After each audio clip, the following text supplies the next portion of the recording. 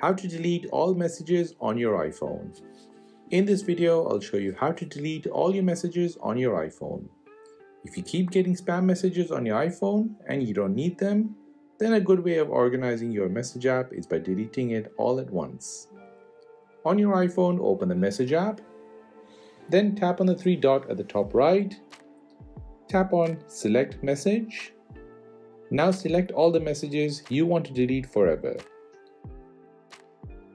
Once you have selected your messages, tap on Delete at the bottom right. This will delete all your messages forever.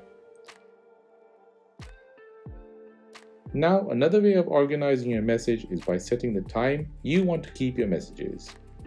You can do this by going into Settings,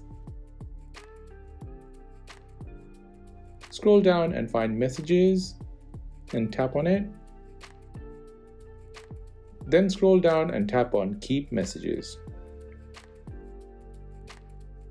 By default, it is set to forever, but you can change this to delete in 1 year or 30 days.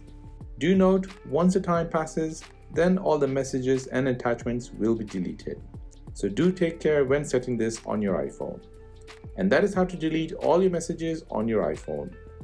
If you have made it to the end of this video, then please hit the like button, and most importantly, please consider subscribing to this channel for more videos like this. If you have any other questions, then please do let me know in the comment section down below. Thanks for watching and see you in the next one.